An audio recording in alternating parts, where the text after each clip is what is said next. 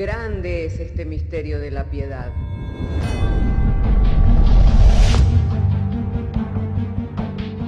Si se destruyeran los fundamentos, ¿qué ha de hacer el justo?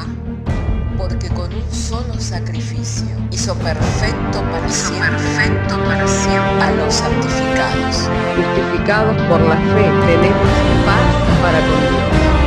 Juntamente con Él nos resucitó y nos hizo sentar en los lugares celestiales con Cristo Jesús. Fundados Y firmes en la fe, tenemos paz para con Dios.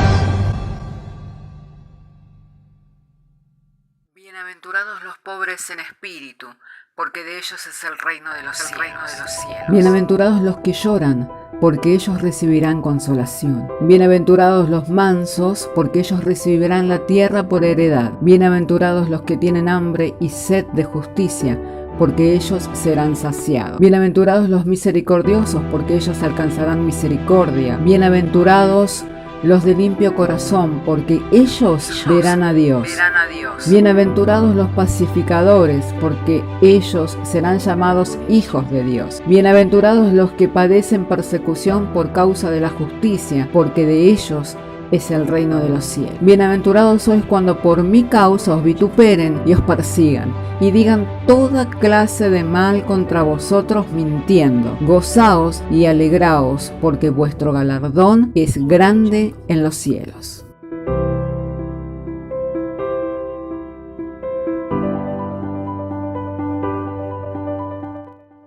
Así que si tienen su Biblia, me gustaría que abrieran su Biblia con nosotros en Hebreos capítulo 9, y vamos a leer desde el verso 1 en adelante.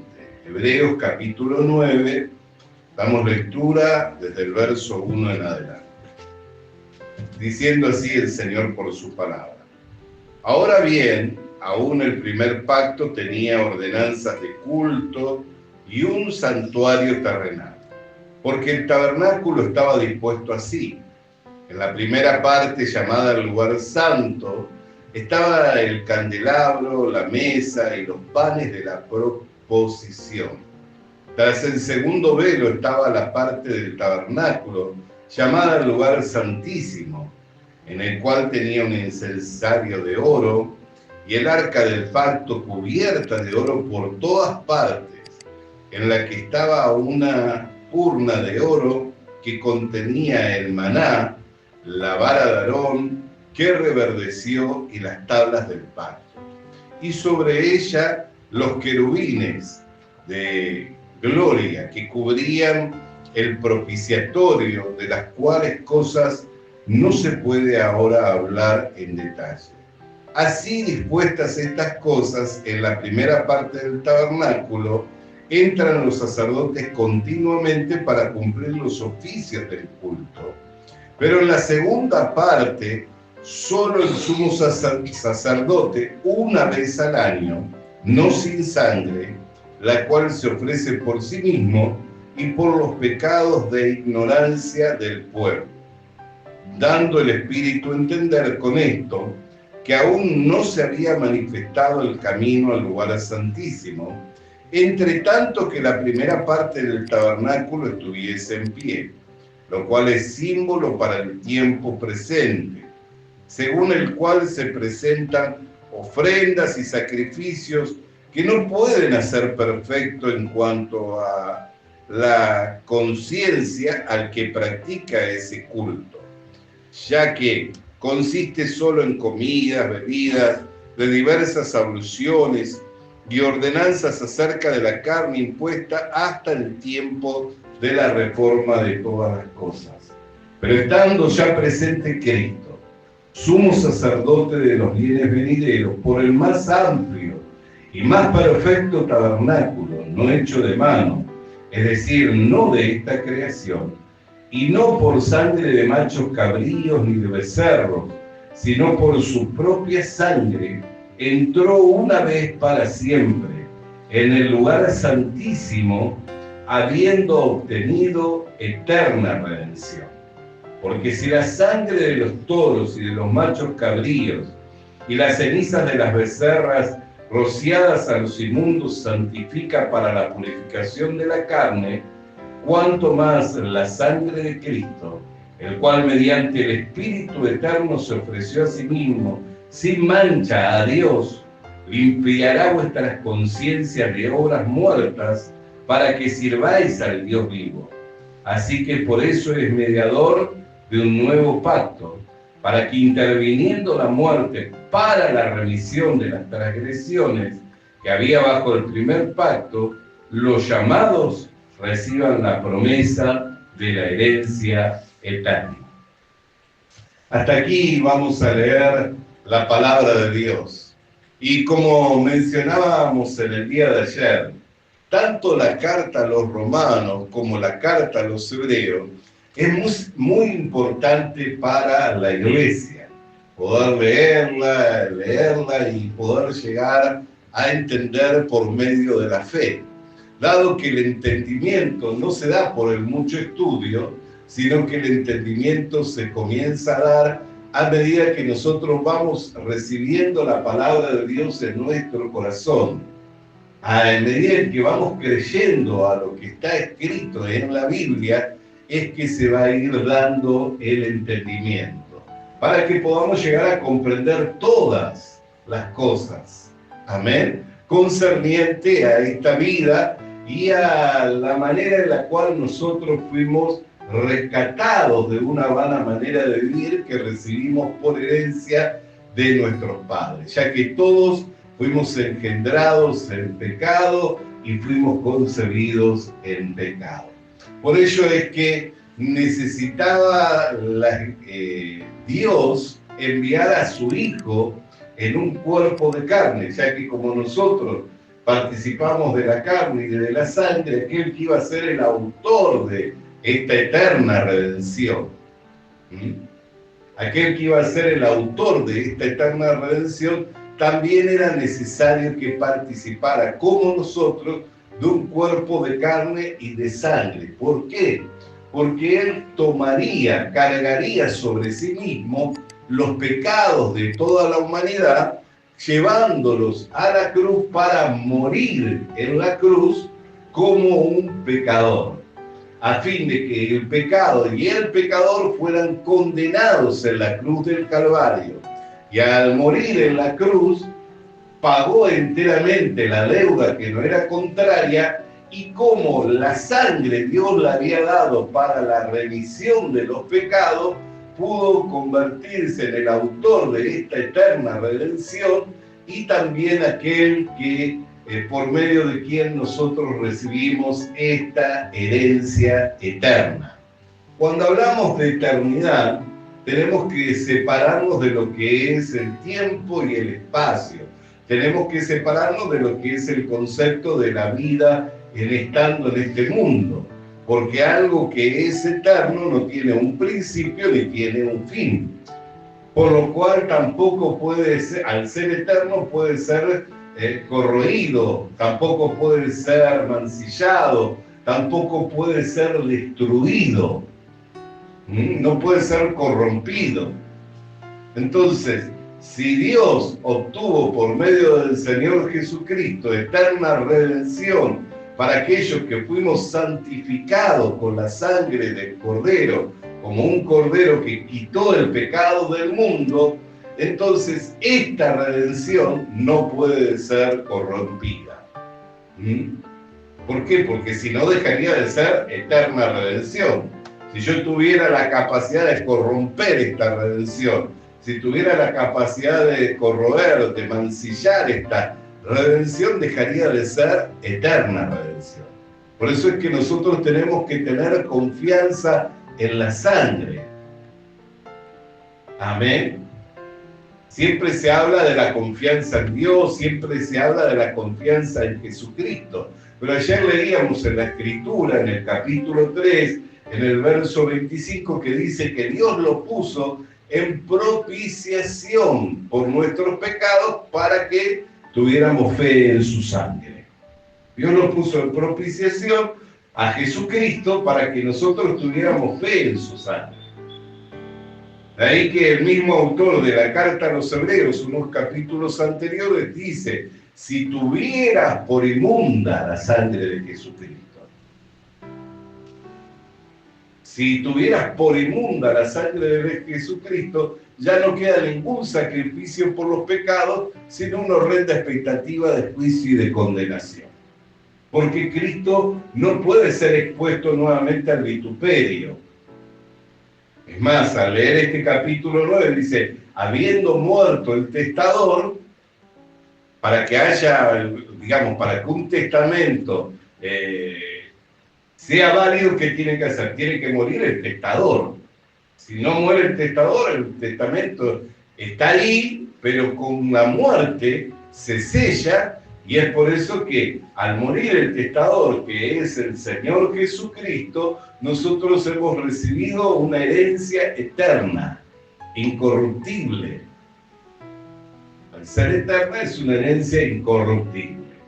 Todo lo que Dios obtuvo por medio de Jesucristo para nosotros y todo lo que Dios nos entrega por medio de Jesucristo a nosotros es eterno.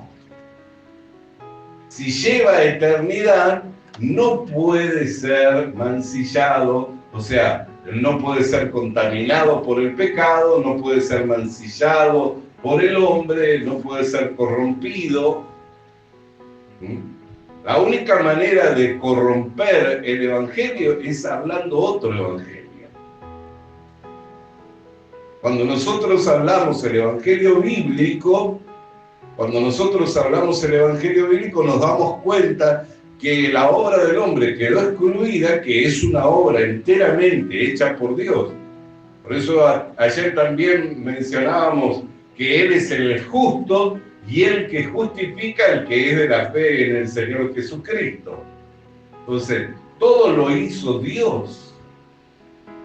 No está involucrada la obra del hombre.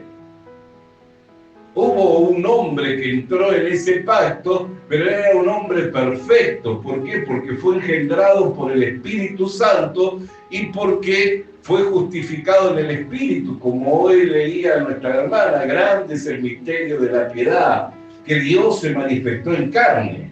Era un hombre, al igual que usted, al igual que yo, pero la diferencia de ese hombre es que era un hombre perfecto, justificado en el Espíritu. O sea, tenía pleno acceso con Dios. Por eso él mismo hizo mención, nadie ha visto al Padre sino el Hijo.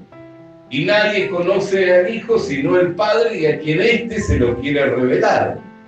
Él tenía pleno acceso a la presencia del Señor. Los cielos se abrieron cuando Jesús salió de las aguas del bautismo. Allí comenzó su ministerio terrenal y público. ¿Por qué? Porque en las aguas del bautismo, el último sumo sacerdote, quien era Juan el Bautista, porque nosotros tenemos que entender el contexto político y también religioso de los tiempos contemporáneos al ministerio del Señor Jesucristo, que los que estaban ahí, Ananías, Caifás, todos esos eran edomitas, ni siquiera eran hebreos legítimos. Se habían confabulado con Herodes, con la familia de Herodes, para ocupar un lugar dentro del templo, oficiar con un ministerio como sumo sacerdote, a fin de ¿qué? De poder dirigir toda esa organización que actuaba y fluía dentro del templo. Fíjese que dentro del templo había toda una organización, tanto religiosa y también económica, administrativa, y desde ahí salía la directiva hacia toda la nación de Israel. O sea, donde había una sinagoga, esa sinagoga necesitaba tener contacto, o sea, no podían no tener contacto con el templo. Tenían 3 veces al año que subir a Jerusalén. Y los principales de la sinagoga se sometían al liderazgo de los principales sacerdotes del templo, estaban sometidos a ese liderazgo. Y había todo un grupo de ancianos, donde había diferentes hombres, había hombres temerosos de Dios, había algunos que aún, por el lugar que tenían, Dios les permitía hablar. Cuando el sumo sacerdote dijo es preferible que se vierta la sangre de un hombre y no la de todo un pueblo, queriendo evitar una revuelta en contra del Imperio Romano, estaba hablando por cuanto que era sumo sacerdote, estaba hablando por el Espíritu, haciendo referencia que era preferible que Jesucristo muriera por la humanidad. Estaba profetizando, sin él saberlo, diciendo que era más conveniente que se vertiera la sangre de un hombre y no se permitiera una revuelta como ellos esperaban que se diera, y que ocasionaron perjuicio a la nación porque estaban gobernados por el Imperio Romano. Entonces, no eran descendientes de Aarón, no eran sacerdotes legítimos. ¿Por qué? Porque un sacerdote tenía una función dentro de toda una generación y solamente podía ascender a otro sumo sacerdote una vez que éste o abdicaba, o sea, dejaba a un lado el ministerio como sumo sacerdote, o moría. Pero en una misma generación no podía haber más de un sumo sacerdote, conforme a la ley. Pero en los tiempos del Señor Jesucristo había más de un sumo sacerdote y mayormente estaban emparentados. Eran yernos, estaban emparentados y a la vez estaban asociados con Herodes. Por eso se hablaba del templo de Herodes. ¿Por qué? Porque Herodes, quien era también un edomite, que quería tener un lugar dentro de lo que eran los privilegios religiosos de Israel, para congraciarse con los israelitas, reformó y amplió el templo, dándole, haciéndolo más majestuoso. Sin embargo, ya Dios se había retirado del templo. ¿Por causa de qué? Por causa de que si él hubiera estado en el templo, ninguno podía entrar al lugar santísimo, oficiar dentro del lugar santísimo y salir con vida porque no era legítimo. ¿Se acuerdan cuando los que entraban y que no eran legítimos, qué hacían? Morían inmediatamente, salía fuego del altar. Cuando los hijos de Aarón quisieron ellos llevar el incienso al lugar santísimo, dice que salió fuego del altar y perecieron en el momento. Y Moisés le dijo, no llores por estos hijos, ellos no van a ser los que te van a suceder el tercero y el cuarto, pero estos dos ya perecieron. ¿Por qué? Porque fueron rebeldes al ocupar un lugar que no debían ocupar. Si Dios hubiera seguido estando en el templo, los que entraban a oficiar hubieran muerto. La razón por la que no moría es que Dios ya no estaba en el templo. ¿Cuándo entró Dios al templo? Cuando entró el Señor Jesucristo. Por eso los profetas dijeron, la gloria postrera de este templo será mayor que la primera. Cuando descendió la Shequina en los días que el templo de Salomón se consagró, ninguno pudo permanecer en pie. Pero luego caminaba Jesucristo en medio de ellos y estos se daban el lujo de insultarlo, se daban el lujo de murmurar en contra de él, de resistirlo. Otros le alababan. Pero estaba caminando Dios delante de ellos. Le podían ver, le podían tocar, le podían oír. Y los que verdaderamente lo reconocían y le decían, tú eres el Cristo, tú eres el hijo de David, el Señor se glorificaba. Y aquellos que tenían la interrogante diciendo, muéstranos al Cristo, Jesús le decía, quien habla contigo, Él es. Y se revelaba, como se le reveló al ciego de nacimiento, como se le reveló al paralítico de Betesda, del estanque de Betesda, manifestándose y confirmándole que era el Cristo, como también se reveló en otras oportunidades, para que creáis que el Hijo del Hombre tiene poder para perdonar pecado. ¿Qué es más fácil decirle a este paralítico? Levántate, anda, o tus pecados te son perdonados. Pero para que vosotros sepáis que el que os habla es el Hijo del Hombre, yo le digo a este hombre, levántate, anda. Y se levantó y salió caminando. Bendito sea el nombre del Señor. Entonces la gloria postrera era mayor. Y aún la gloria de estos días ya es mayor, porque el templo ya no está. Pero Dios está edificando un templo, el cual es la iglesia, el cual conformamos usted y yo. Nosotros somos piedras vivas que vamos edificándonos para hacer un templo, para ser morada de Dios en el Espíritu. Hoy Dios ya no está en el templo, sino que está en la iglesia. Y no me refiero a este edificio, sino al conjunto de los hermanos que confesamos haber creído en el Señor Jesucristo y le recibimos como nuestro suficiente Salvador. Entonces, el Evangelio no se puede contaminar, porque el Evangelio es divino, es de Dios. Es el mensaje que Dios ha comunicado al hombre, de la obra que Él ha realizado por medio de un nuevo pacto, hecho entre Dios y un hombre, a diferencia de que ese hombre no llevaba la naturaleza del pecado como nosotros la llevamos, sino que era un hombre perfecto porque fue engendrado por el Espíritu Santo. Al ser engendrado por el Espíritu Santo era un hombre perfecto.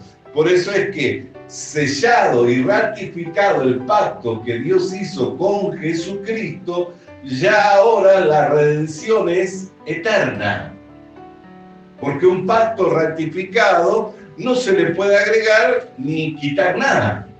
Ya una vez ratificado ya no se le puede quitar ni se le puede agregar nada. ¿Por qué? Porque todas las condiciones del pacto se cumplieron. Y todo lo que Dios tenía que entregar ya lo entregó. Por eso que nos entregó una herencia eterna. Y nos entregó una redención eterna. Entonces, cuando nosotros hablamos el Evangelio, la obra del hombre queda excluida. Ahora fíjese, porque ayer comenzamos hablando de la fe en su sangre, cosa que no es muy común, ¿no? Es más, hay quienes mal entendido o mal aplicado hablan de la fe en su sangre para cubrirse para la influencia de los demonios. ¿Cierto? ¿Ha escuchado usted alguna vez? Quien dijo, me cubro con la sangre de Jesucristo para que ningún demonio. En realidad se está hablando de algo que bíblicamente no es cerrado, pero el concepto es cerrado.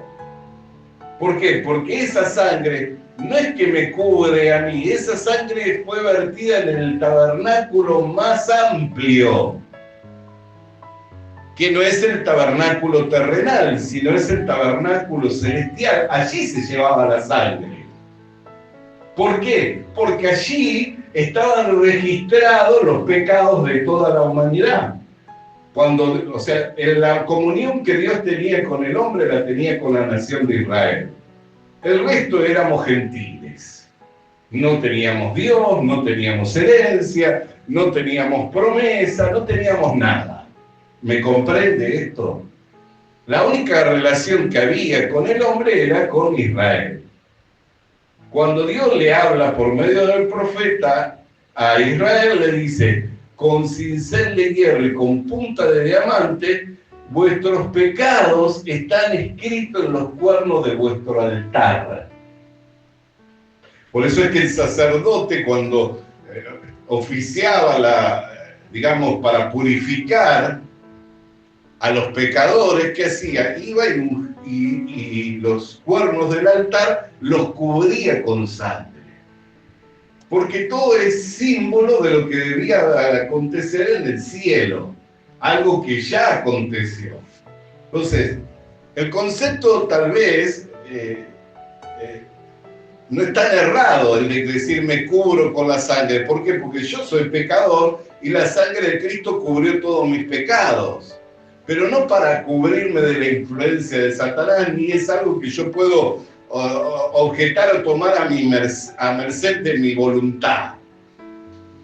Como decir, ahora me curo con la sangre de Jesucristo para que ningún demonio. No, la sangre de Jesucristo ya se vertió hace 2000 años en la cruz del Calvario, y Jesucristo tomó esa sangre para presentarse en el tabernáculo más amplio, que no es el tabernáculo terrenal, sino que es el tabernáculo del cielo, del cual tomó la imagen Moisés estando en el monte Sinaí. Por eso la voz divina que le dijo, fíjate de hacer todo conforme a lo que has visto. O sea, es una réplica, era una réplica lo que había en la tierra de lo que Moisés había visto, de lo que era el diseño del cielo. Por eso es que el autor a los Hebreos lo explica con detalle y dice, no se presentó con sangre de animales, de machos cabríos, ni de becerras engordadas, sino con su propia sangre. Y si la sangre de los animales podía purificar para santificar la carne de los impíos, cuánto más la sangre de Jesucristo limpiará vuestra conciencia de obras muertas. Porque cuando nosotros entendemos el Evangelio y cómo es que Dios limpió los pecados, y lo creemos porque el entendimiento es dado por la fe, y creemos a lo que está escrito, entonces ya no hay nada que nosotros tengamos que hacer ni añadirle, porque todo lo hizo Dios por medio del Señor Jesucristo. O sea, yo no podría entrar nunca al tabernáculo celestial, porque estaba separado de Dios, muerto en delitos y pecados.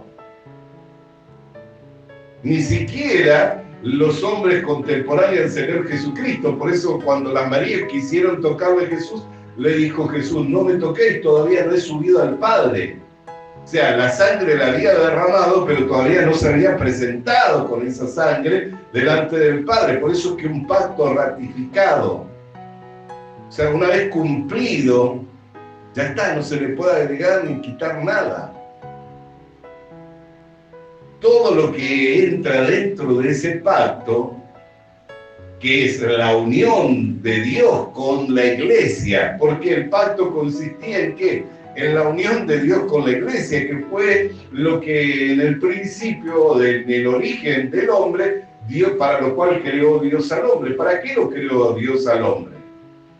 Para tener comunión con el hombre, para que el hombre tuviera comunión con él. Nosotros vemos que en el principio de la creación, esa comunión fluía con Adán y Eva, pero fue interrumpida a causa del pecado cuando fueron arrojados fuera del huerto de Belén.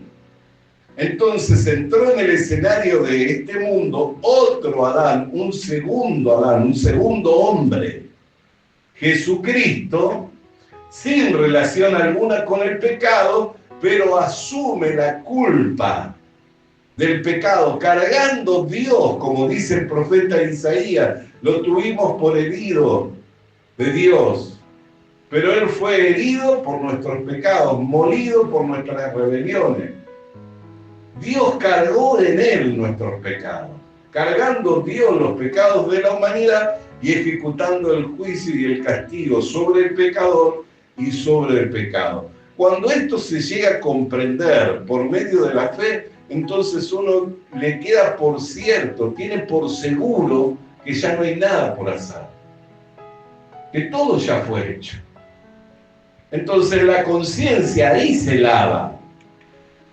¿Por qué se lava? Porque tiene la seguridad que todo ya fue hecho y que todos los pecados ya fueron expiados en la cruz del Calvario, cubiertos con la sangre preciosa de Jesucristo, de manera que ya no hay más ofrenda por los pecados, sino que hay una herencia incorruptible en los cielos, una herencia eterna, una redención eterna. Ya se obtuvo, ya hemos obtenido por medio del Señor Jesucristo todo lo que se requería para que pudiéramos tener plena comunión con Dios. Y esto no lo hicimos nosotros, y se hizo en un lugar aislado para que nadie lo supiera. Por eso dice, hoy leía a nuestra hermana, visto de los ángeles, anunciado en el mundo todo. ¿No ha llegado a todo el mundo el Evangelio? Por supuesto que sí, hoy se está predicando el Evangelio en todo el mundo. Bendito sea el nombre del Señor. Entonces, no es algo que se hizo en un lugar cualquiera, escondido, para que nadie lo supiera. Esto fue anunciado de tiempos antiguos, por medio de la ley, por medio de los profetas. Tuvo su cumplimiento con la venida del Señor Jesucristo y en la consumación de su obra. Por eso es que nosotros ya nos encontramos en el tiempo final, en la consumación de los siglos. ¿Por qué? Porque después de la obra consumada de Jesucristo en la cruz del Calvario, ya no queda más nada para hacer por el hombre. Ahora el hombre que cree es justificado, y esa sangre es suficiente para cubrir y limpiar todos sus pecados. Y el que no cree es condenado por no haber creído. No queda más nada. Esta es la consumación de los siglos. Este es el tiempo final. No queda más nada. ¿Por qué? Porque hay un solo camino. Jesucristo es el camino, Jesucristo es la verdad y Jesucristo es la vida. El que tiene al Hijo tiene la vida. Y el que no tiene al Hijo está muerto en delitos y pecados. No hay ninguna otra opción, no hay ningún otro camino, no hay ningún otro medio por el cual el hombre puede ser salvo. Por eso es que la Biblia nos habla de la fe en su sangre. El autor de la carta a los romanos nos dice que Dios lo puso en propiciación por nuestros pecados, por la fe en su sangre, y que el autor de los Hebreos nos explica de qué manera esa sangre cubrió, de qué manera esa sangre actuó en favor de la humanidad. De qué manera esa sangre actuó en favor del hombre. Nosotros, quienes nos fue dada esta gracia de poder tener la Escritura, de poder tener la Biblia, la palabra de Dios, y que estamos leyendo, al leer y al entender que es palabra de Dios y que es el testimonio que Dios le da a los hombres, y al creer en esta Escritura la conciencia queda lavada. ¿Por qué? Porque ya no necesito más nada para limpiar mis pecados. No necesito hacer más nada. Por eso es que la Biblia dice, habiendo un día de reposo todavía, mirad que no pequéis como Israel por incredulidad y no entréis en el reposo del Señor. Cuando uno lava la conciencia del pecado por el conocimiento del Evangelio y al creer a la verdad del Evangelio, entiende que ya no hay más nada por hacer por el pecado. Entonces, ¿qué hace? Entra en un reposo. Reposa de todas sus obras. Mientras yo no creía al Evangelio, ¿qué es lo que hacía? Obra, obra, obra. Buscaba hacer obra para ser visto con agrado delante de Dios. Buscaba hacer obra para acallar la culpabilidad de la conciencia. Para callar la conciencia que me culpaba. Porque en la conciencia es donde se dictamina el juicio. Es donde se juzga. Entonces, hacía obra para qué? Para callar la conciencia que me culpaba. Hacía obra para ser visto delante de Dios con agrado. Hacía obra para agradar a Dios. Pero una vez que llega el conocimiento de la verdad, el Evangelio de la salvación, y uno cree, entonces ya se da cuenta que la obra fue consumada.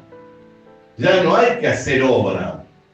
Es más, cuando el apóstol Pablo le escribe a los Efesios, que dice, hechura suya soy, creados en Cristo Jesús, para buenas obras, pero ¿qué es lo que luego dice en el versículo 10 del capítulo 2? Dice que fueron preparadas de antemano. O sea, las obras para la iglesia ya fueron preparadas de antemano. No hay nada que nosotros tengamos necesidad de preparar. Todo ya fue preparado por Dios y ha tenido su cumplimiento por medio del Señor Jesucristo. Y nosotros andamos en ello por medio del Espíritu Santo que ha enviado a morar a nuestros corazones, que nos va guiando. Por eso la Escritura toda se confirma cuando dice que los que son guiados por el Espíritu de Dios, estos son hijos de Dios. Toda ella se confirma, la Escritura.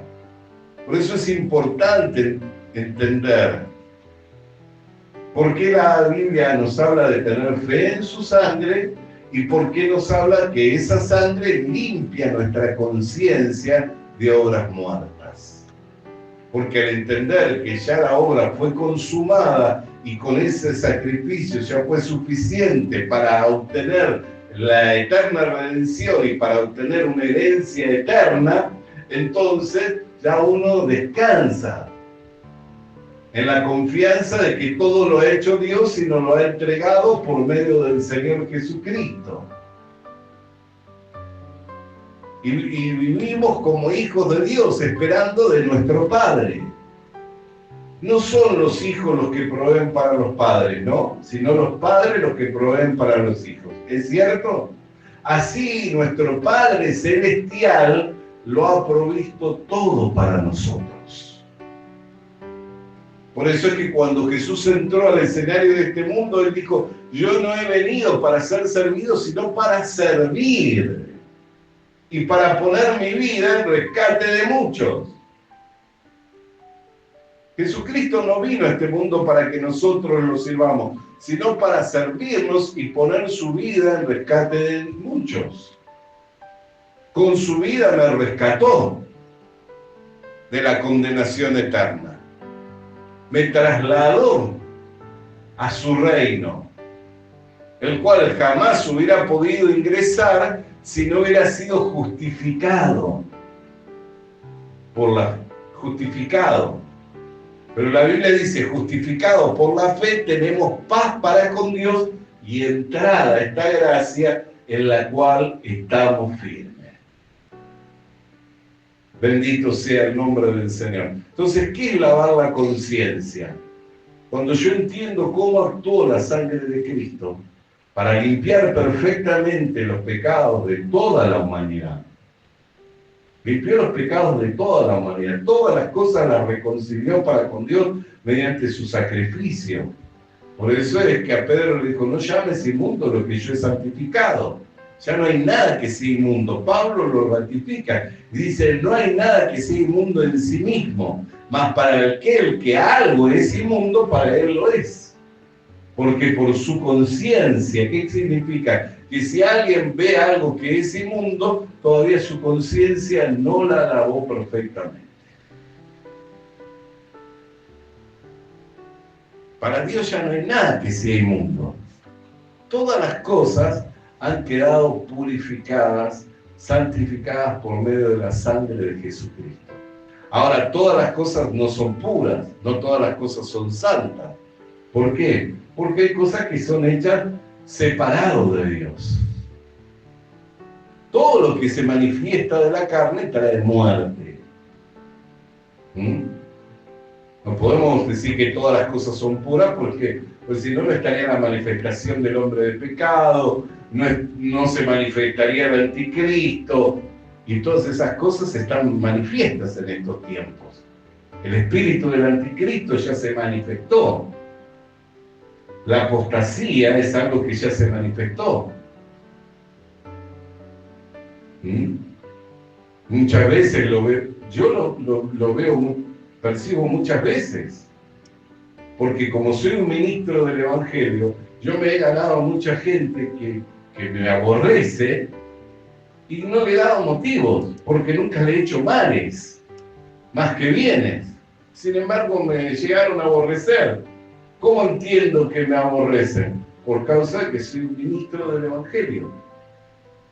Y en realidad no es que me aborrecen a mí, sino que lo aborrecen a Cristo. ¿Por qué? Porque el espíritu del anticristo ya está en acción. Entonces no lo tomo yo como algo personal conmigo, sino que me doy cuenta que es la condición de su alma, la condición de su vida espiritual. Al oponérsele a Cristo se le va a poner a todo lo que tiene el nombre o que lleva el nombre de Cristo. Fíjese, ¿por qué no se oponen, por ejemplo, a otro tipo de religiones? Al hinduismo, al budismo, al islamismo. ¿Por qué nadie se opone a eso? Sin embargo, el cristianismo tiene una oposición en el mundo todo. Lo tuvo el pueblo judío, también lo sigue teniendo el pueblo judío. Pero hoy y en los últimos tiempos, la mayor oposición la va a tener el cristianismo. Bendito sea el nombre del Señor. Entonces concluimos, hermanos, en que la fe en la sangre de Jesucristo es la que lava nuestra conciencia de obras muertas. Si yo no tengo fe en que esa sangre fue suficiente para cubrir los pecados de toda la humanidad, entonces sigo teniendo una conciencia de pecado, sigo cargando la culpabilidad del pecado, me sigo viendo como un pecador. Pero cuando entiendo cómo actuó esa sangre al purificar los pecados de toda la humanidad, y lo creo porque lo entiendo por medio de la fe, y la fe es por el oír y el oír por la palabra de Dios, cuando se me presenta la palabra de Dios de la manera en que tiene que ser presentada, y lo creo, entonces por esa fe es lavada mi conciencia de obras muertas. Amén.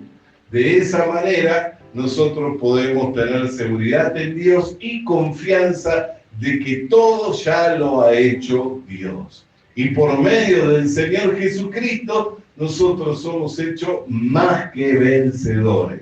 No porque hayamos peleado nosotros, sino porque peleó Cristo y venció. Y nos lleva en el carro de la victoria. Amén. Vamos a estar de pie para orar. Padre querido, queremos darte gracias en esta hora. Al sernos enviada tu palabra, nos fueron iluminados los ojos del entendimiento para comprender cómo es que esa sangre actuó, dónde se derramó esa sangre y cuál fue la obra que esa sangre hizo en favor de la humanidad toda. Al entenderlo por medio de tu palabra, Señor, y al creer a la palabra que nos fuera enviada, podemos decir con seguridad que nuestra conciencia ha quedado lavada de obras muertas, pues ya no hay obra que tengamos que hacer, porque la obra de Jesucristo es suficiente para cubrir y para limpiar todos nuestros pecados. Por lo que te damos gracias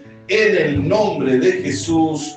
Amén y amén. Alabado sea el nombre del Señor. Les invito, estando de pie, a estar alabando y glorificando el buen nombre del Señor.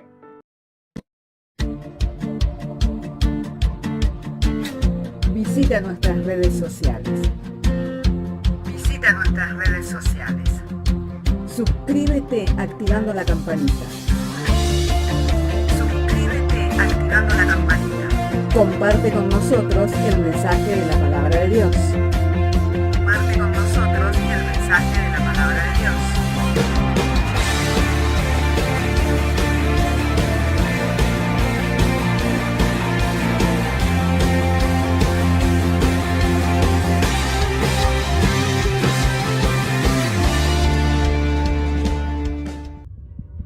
Le animamos a que consiga una Biblia, porque en ella encuentra la mente de Dios, el estado del hombre, el camino de salvación, la muerte de los pecadores y la felicidad de los creyentes. Sus doctrinas son santas, sus mandamientos son obligatorios, sus historias son verdad y sus decisiones inalterables. Léala para ser sabio, crea en ella para ser salvo y póngala en práctica para ser santo. Ella contiene luz para guiarle, alimento para reforzarle y consuelo para alentarle. La Biblia es el mapa del viajero, el bastón del peregrino, la brújula del piloto, la espada del soldado y la carta del cristiano. Le animamos a que consiga una Biblia,